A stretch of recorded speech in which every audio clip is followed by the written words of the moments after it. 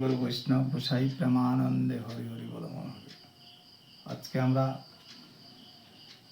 সর্ব সাধুগুরুর সেই ভক্তপদ ধরি নিয়ে আলোচনা করতে চলেছি।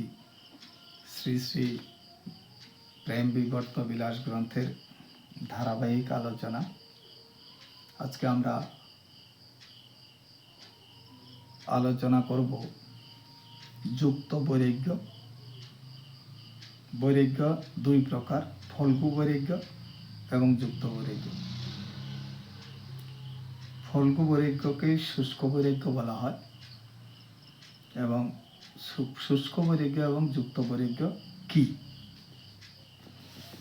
আমরা ধারাবাহিক পাঠে সাধুগুরু বৈষ্ণবকে সেটা আস্বাদন করানোর প্রয়াস করছি। সর্বসাধুগুরু বৈষ্ণবের চরণে কোটি কোটি দণ্ডবত প্রণিপাত, ভুল ত্রুটি মার্জনা করবেন।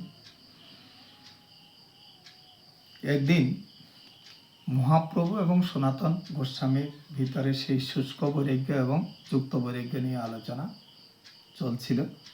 তার এই কিছু উচ্ছিষ্ট চর্বণ করতে চলেছি আমি।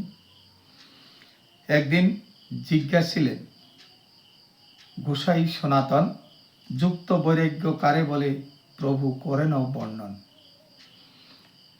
মায়াবাদী বলে সব কাকবিষ্ঠা সম, বিষয় জানিলে নাসি হয় সর্বোত্তম। মহাপ্রভু বললেন, মায়াবাদী সন্ন্যাসী যারা, তারা কাকের বিষ্ঠা সম বলছে। আর বিষয় জানিলে নাসি হয় সর্বোত্তম। বিষয় কি, কাহাকে বলে? অর্থ সম্পদ, ধনজন, এগুলো বিষয় না অন্য কোনো কিছু আছে?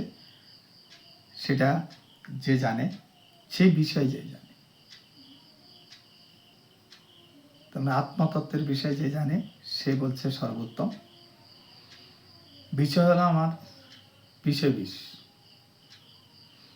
বলছে বৈষ্ণবেরও কি কর্তব্য জানিতে ইচ্ছা করি, কৃপা করি আজ্ঞা করো আজ্ঞা শিরে ধরি। সনাতন গোস্বামী বলছেন, আমাকে কৃপা করে আপনি আজ্ঞা করেন, আপনার সেই আজ্ঞা আমি শিরে ধারণ করব। তবু বলে বৈরাগ্য হয় দুইত প্রকার, ফল্গু যুক্ত ভেদ আমি শিখাইনি বারবার। আমি সবাইকে বারে বারে পুকারিয়া সেটা শুষ্ক বৈরাগ্য এবং যুক্ত বৈরাগ্য, ফল্গু বৈরাগ্য এবং যুক্ত বৈরাগ্য। শুষ্ক বৈরাগ্যকে ফল্গু বৈরাগ্য বলা হয়। আমি বারে বারে শিখিয়েছি, তা তুমি ভালোভাবে শ্রবণ করো। হরে কৃষ্ণ।